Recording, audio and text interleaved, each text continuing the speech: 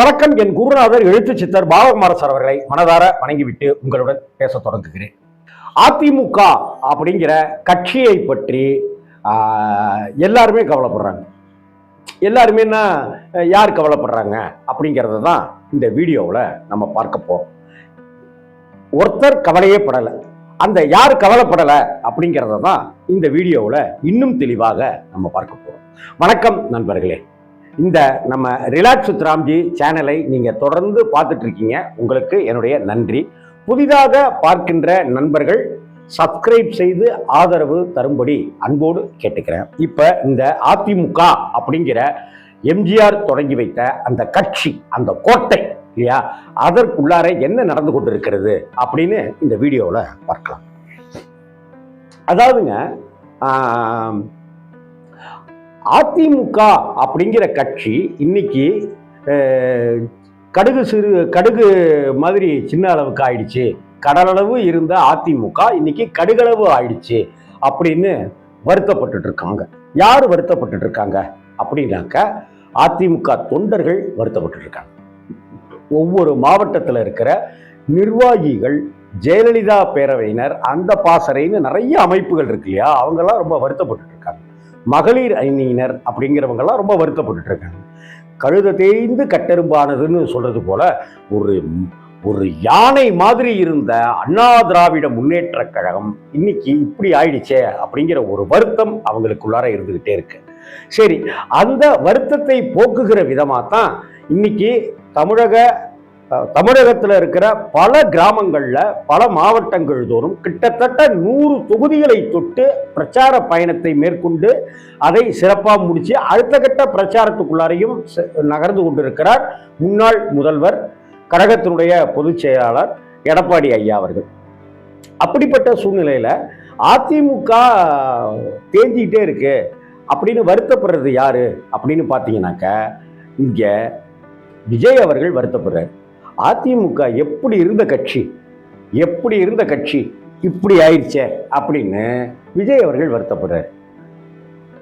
2 வருஷம் ஆரம்பித்த தாவேகா அவ்வளவு பிரம்மாண்டமான அதிமுகவை விமர்சிக்கிறதா அப்படின்னு சொல்லி எடப்பாடி அவர்கள் கோபப்பட்டார். அந்த கோபத்துல நியாயம் இருக்கு. ஏன்னா இன்னைக்கு அவர் தான் தலைவர், பொதுச் செயலாளர். இப்ப விஜய் அவர்கள் என்ன சொல்றாருன்னா, எம்ஜிஆர் ஆரம்பித்த கட்சி இன்னைக்கு யார் கையில இருக்கு பாத்தீங்களா அப்படின்னு சொல்லி கேட்கிறாரு. யார் கையில இருக்கு? ஒருவேளை பாஜக கையில இருக்குங்கிறத விஜய் அவர்கள் சொல்றாரா அப்படிங்கிற கேள்வியும் சாமானிய வாக்காளருக்கு ஏற்படத்தானே செய்யும். அந்த ஒரு வகையில பார்த்தாக்க, இப்ப அதிமுக பலம் பொருந்திய ஒரு கட்சியாக வரணும். திமுக அதிமுக தமிழ் சினிமாவில் எம்ஜிஆர் சிவாஜி, கமல் ரஜினி, அதே போல அரசியல் தமிழகத்துல அப்படின்னாக்கா திமுக அதிமுக, இந்த பக்கம் திமுக, இந்த பக்கம் அதிமுக, இந்த பக்கம் அதிமுக, இந்த பக்கம் திமுக, இப்படி இருக்கிற நிலைதாயா இன்னும் இருந்துட்டு இருக்கு. இவங்க என்னமோ அதிமுக தேஞ்சிருச்சா, அதிமுக என்னமோ இதுன்னு சொல்றாங்க.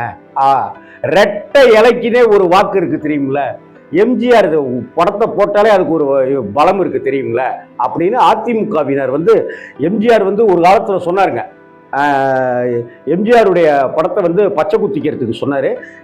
எல்லாருமே பச்சை குத்திக்கிட்டாங்க, ரெட்டையில பச்சை குத்திக்கிட்டாங்க, எம்ஜிஆரை பச்சை குத்திக்கிட்டாங்க, அதுக்கப்புறம் ஜெயலலிதாவை பச்சை குத்திக்கிட்டாங்க, அதுக்கப்புறம் ஓபிஎஸ், எடப்பாடி, சசிகலாவெல்லாம் பச்சை குத்திக்கிறதுக்கு இடம் இல்லாம விட்டுட்டாங்க, கையில இடம் இல்லைன்னு விட்டுட்டாங்க அவங்க எல்லாம். அப்படிப்பட்ட ஒரு சூழ்நிலையில அதிமுக இன்னைக்கு பலமிழந்து போயிருக்குன்னு விஜய் அவர்கள் மாதிரியானவர்கள்லாம் வருத்தப்படுறாங்களே.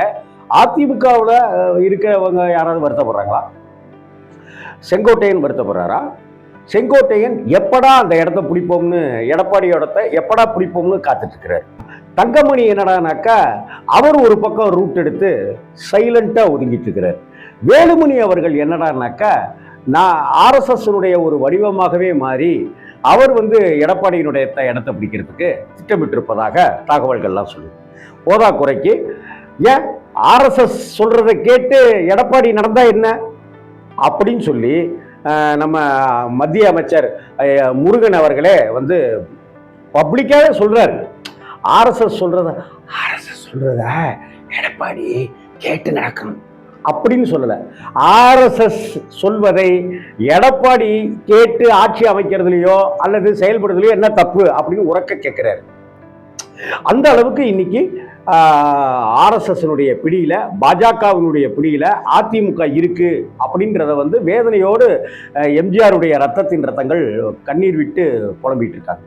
ஆக எஸ்பி வேலுமணி ஆனவர்களுக்கும் அதிமுகவுடைய வளர்ச்சி குறித்து கவலை இல்லை. தங்கமணி முதலானவர்களுக்கு அதிமுகவுடைய வளர்ச்சி குறித்து கவலை இல்லை. செங்கோட்டையன் மாதிரியானவர்களுக்கும் அதிமுக குறித்து, வளர்ச்சி குறித்து, அதனுடைய எழுச்சி குறித்து எந்த கவலையும் இல்லை. இவங்க எல்லாத்துக்கும் மேல ஊர் ஊரா பயணம் செய்து கொண்டிருக்கிற எடப்பாடி ஐயாவுக்கும் கூட அதிமுகவுடைய வளர்ச்சி பத்தின அக்கறையோ கவலையோ பயமோ இல்லை அப்படின்னு தான் பார்க்க வேண்டியிருக்கு. ஏன்னா இதுவரை எடப்பாடி பழனிசாமி அண்ணங்கிட்ட இல்லாத ஒரு விஷயத்த இந்த பிரச்சாரத்துல நம்ம பார்க்கிறோம். ஏன்னா எடப்பாடி ஐயா அப்படின்னாலே சிரித்த முகத்துக்கு சொந்தக்காரர், புன்னகை தவழுகின்ற ஒரு குழந்தைத்தனமான முகத்துக்கு சொந்தக்காரர் தான் முன்னாள் முதல்வர் அதிமுகவினுடைய பொதுச் செயலாளர் எடப்பாடி ஐயா அவர்கள். ஆனா சமீப காலங்களில் அவருடைய பிரச்சாரங்கள்ல அவரையும் மீறி ஒரு டென்ஷன் இருந்துகிட்டே இருக்கு. அவரையும் மீறி பக்கத்தில் இருக்கிறவங்களை கொஞ்சம் கடுகடுத்து கோபப்பட்டு பேசுறத, சிடுசிடுப்போட பேசுறத நம்ம பார்க்க முடியுது. செல்லூர் ராஜு உள்பட எம்பி, முன்னாள் எம்பி தம்பிதுரை உள்பட பல பேரை பல இடங்கள்ல அத்தனை கேமராக்களுக்கு முன்னாடியே அவமானப்படுத்துறது, கோபப்படுத்துறது, டென்ஷன் ஆகிறது தான் பார்த்துக்கிட்டே இருக்கிற விஷயமா இருக்கு. இதுல உச்சகட்ட டென்ஷன் வந்து ஆம்புலன்ஸோபோபியா அப்படிங்கிற ஒரு பயம் எடப்பாடி அவர்களுக்கு வந்துருச்சு அப்படிங்கிறதாவே பார்க்க வேண்டியதா இருக்கு. நம்ம எல்லாம் எந்த வாகனத்திலையும் ஏறி பயணிக்கிறதுக்கு ஆசைப்படுவோம். ஆனா ஆம்புலன்ஸ்ல ஏறி ஒரு தடவை நம்ம சுத்தணும் அப்படின்னு நம்ம யாராவது ஆசைப்படுவோமா? கார்ல போகணும், ஆடி கார்ல போகணும், அந்த கார்ல போகணும், இந்த கார்ல போகணும், ஃப்ளைட்ல போகணும், இந்த வால்வோ பஸ்ல போகணும், படுத்துக்கிட்டே போகணும், டிவி பார்த்துக்கிட்டே போகணும் அப்படின்ட்டுலாம் நம்ம நினைப்போம். ஆனா இந்த உலகத்துல இருக்கிற யாருமே ஆசைப்படாத ஒரு விஷயம் என்னன்னாக்கா ஆம்புலன்ஸ். ஒரு தடவை வாழ்க்கையில ஆம்புலன்ஸ்ல நம்ம ஊரை அப்படியே ஒரு ரவுண்டு வரணும். எவனாவது யோசிப்பானா? யோசிக்கவே மாட்டான். ஆனா ஆம்புலன்ஸை பார்த்தாலே எடப்பாடி எனக்கு டென்ஷன் ஆகுது. இப்ப இந்த டென்ஷன் எல்லாமே வந்துதான் அந்த கட்சிக்குள்ளார என்னங்க இவரு இவ்வளவு செலவு பண்ணி இந்த கூட்டத்தை நடத்தியிருக்க, கூட்டத்தில் என்னைய பற்றியும் பேச மாட்டேன்றாரு, எனக்கு எம்எல்ஏ சீட்டு தருவாரான்னு தெரிய மாட்டேங்குது, கட்சியும் ஒற்றுமையில் இருக்க மாட்டேங்குது. ஆனால் பாருங்க, இன்னைக்கு புதுசாக வந்திருக்கிற விஜய் மாதிரியானவங்கெல்லாம் இன்னைக்கு யார் கையில் அதிமுக இருக்குன்னு பார்த்துக்கோங்க அப்படின்ட்டுலாம் நம்ம கட்சியை விமர்சனம் பண்ணுறாங்கன்னு கொதிச்சு போயிருக்காங்க. இந்த கொதித்து போயிருப்பவர்களுக்கு அந்த வெந்த புண்ணுல வேலை பாய்ச்சாம அந்த வெந்த புண்ணுக்கு ஒரு களிம்பு தடவணும்ல, ஒரு மருந்து தடவணும்ல, கவலைப்படாத, தழும்பு ஆறிடும், காயம் ஆறிடும் அப்படின்னு சொல்லணும்ல. அந்த இடத்தில் இருப்பவர் தான் ஒரு கட்சியினுடைய தலைவர். எந்த கட்சியாக வேணாலும் இருக்கட்டும், அந்த தலைவர் அந்த மாதிரியான செயல்பாடுகளைத்தான் செய்ய வேண்டும். ஆனால் அதிமுக அப்படிங்கிற எம்ஜிஆர் தொடங்கி வைத்த அந்த கோட்டையினுடைய கற்கள் கொஞ்சம் கொஞ்சமாக தகர்ந்து கொண்டிருக்கின்றன அப்படின்னு தான் பார்க்க வேண்டியிருக்கு. எடப்பாடி அவர்கள் வந்து விஜய் கூட கூட்டணி வைக்கிறதுக்கு பேச்சுவார்த்தை நடந்துச்சு. ஆனா சிஎம் வேட்பாளர் நான் தான் அப்படின்னு சொன்னதுனால அந்த கூட்டணி அப்படியே பேச்சு நின்றுடுச்சு அப்படின்னு ஒரு பக்கம் சொல்லப்பட்டுச்சு. இன்னொரு பக்கத்துல வந்து பாஜகவினுடைய அழுத்தத்துல வந்து அதுக்கே பாதி பிபி அவருக்கு ஏறிட்டே இருக்கு. அமித்ஷா வராருனாலே இவர் பிரச்சாரத்துக்கு போயிடுறாரு. அமித்ஷா அடுத்த வாரம் தமிழ்நாட்டுக்கு வராரு அப்படின்னாக்கையோ வேணாடு அப்படின்ட்டு அவர் ஊர் ஊரா போய் பிரச்சாரத்துக்குள்ளார போயிடுறாரு அப்படிங்கிற மாதிரியும் ஒரு விஷயம் இங்க பார்க்கப்படுது. இதே கட்டத்துல இந்த பிரிந்து கிடந்தவர்கள் எல்லாரையும் ஒன்று சேர்க்கிற அந்த மனசு எடப்பாடி ஐயா கிட்ட இல்லைங்கிறது தான் அதிமுக காரர்களுடைய வருத்தமா இருக்கு. பிரிந்து போனவர்கள், இந்த மந்தையிலிருந்து பிரிந்து போன ஆடுகள் இரண்டும் சந்தித்து கொண்டன, சந்தித்த போது பேச முடியவில்லையே அப்படிங்கிற மாதிரி, என்னையா பேசாம இருக்கீங்க, பார்த்துக்காம இருக்கீங்க, பேசுங்கய்யா, கை கொடுக்குங்கய்யா, சேருங்கய்யா, சேர்ந்து உழைப்போயா, ஜெயிப்போயான்றது தான் ரத்தத்தின் ரத்தங்களுடைய வேதனை குரலா இருக்கு.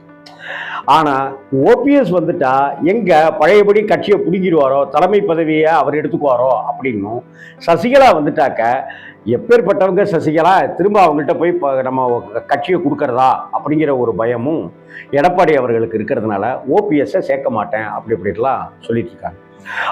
இந்தியாவில் எல்லா இடங்களிலுமே பாஜக என்ன தகுதித்தங்கள் வேணாலும் செஞ்சு ஜாலங்கள் காட்டுது. ஆனா அதிமுக மட்டும் பாஜக செய்யற எந்த பப்பும் வேக மாட்டேங்குது, வேகவே இல்லை. பாஜக அடிபணிந்து போயிட்டே இருக்குது அதிமுக கிட்ட அப்படின்றத எடப்பாடி அண்ணனுடைய அந்த ஆளுமை பண்பை சொல்ற விதமாக இங்க பறைசாற்றிட்டே இருக்காங்க. ஆனா உண்மையிலேயே பார்த்தாக்க புலி பதுங்குவது பயத்துக்காக அல்ல, பாய்வதற்காக அப்படிங்கிறது எடப்பாடியானவர்களுக்கு எடப்பாடி பழனிசாமி உள்ளிட்டவர்களுக்கு இந்த விஷயம் தெரியல அப்படின்னு தான் தோணுது. புலி பதுங்குது, பாய்வதற்கு தயாராகுது. அப்படி பாயும்போது அதிமுக அப்படிங்கிற கட்சியை அப்படியே அடித்து கபலீகரம் செய்து முழுங்கிடும் அப்படிங்கிறது எடப்பாடி அண்ணனுக்கு தெரியலை. ஆனால் கீழ்மட்டத்தில் இருக்கிற ரத்தங்களுக்கு இது தெரியுது. அதனால தான் இன்னைக்கு விஜய் மாதிரியானவங்கெல்லாம் இன்னைக்கு புதுசாக எல்கேஜி மாணவர் போல இருக்கிற விஜய் கட்சி ஆரம்பித்தா அவர் எல்கேஜி ஸ்டூடெண்ட் தான், இன்னும் தேர்தலையே சந்திக்கல, அப்போ அவர் எல்கேஜி ஸ்டூடெண்ட் தான். அவர் போய் நம்ம கட்சியை அப்படிங்கிறது தான் இங்கே ரத்தங்களுடைய ஆதங்கமாக இருக்குது. ஆனால் தன்னுடைய பதவியையும் தன்னுடைய சம்பாத்தியத்தையும் தன்னுடைய அந்த தலைமையையும் அவர் தன் கைக்குள்ளாரையே அடக்கமாக வச்சுக்கணுங்கிறதுக்காக எதை இழக்க வேணாலும் தயாராக இருக்கார். எதை இழக்க வேண்டுமானாலும்னாக்கா கட்சியையே இழக்கிறதுக்கும் அவர் தயாராக இருக்கார். கட்சி ஆட்சிக்கு வருதா இல்லையாங்கிறது முக்கியம் இல்லை. ஏன்னா கட்சி ஆட்சிக்கு வருமா அப்படிங்கிற கேள்விக்குறி அவருக்கு நல்லாவே இருக்கு. அதுதான் அவருடைய பதட்டத்துக்கு முதல் காரணம். ஆனால் கட்சி நம்ம கைக்குள்ளாரே இருக்கணும், ஆட்சியை அப்புறம் பார்த்துக்கலாம் அப்படிங்கிறது தான். கட்சி இருந்தாலே பெரிய பலம் அப்படிங்கிற விதமாகத்தான் கட்சி இருக்கியா நமக்கு போட அப்படிங்கிற மாதிரியான மனநிலை தான் அண்ணன் எடப்பாடி அவர்களுக்கு இருப்பதாக ரத்தங்கள் ரொம்ப வருத்தத்தோடு சொல்கிறாங்க. இப்படியான ஒரு சூழலில் அதிமுகவினுடைய தலைமையில் இருக்கிற எடப்பாடி ஐயா இருந்தாக்க இன்னைக்கு கட்சி ஆரம்பித்தவர்கள் விஜய் மாதிரியானவர்கள் எல்லாம் எப்படி இருந்த கட்சி யார் கையில் சிக்கிட்டு இருக்கு பார்த்தீங்களா அப்படின்னு கேட்கறதுக்கோ அல்லது அண்ணா புகைப்படத்தை பயன்படுத்தியும் எம்ஜிஆர் அவர்களுடைய பாட்டுக்களை பாடி டான்ஸ் ஆடியும் அதிமுக ஓட்டை கபலீகரம் செய்வதற்கு நினைக்கத்தான் செய்வார்கள், செயல்படத்தான் செய்வார்கள். எடப்பாடி அண்ணன் தான் கொஞ்சம் முழிப்போடு இருக்கும். வணக்கம்.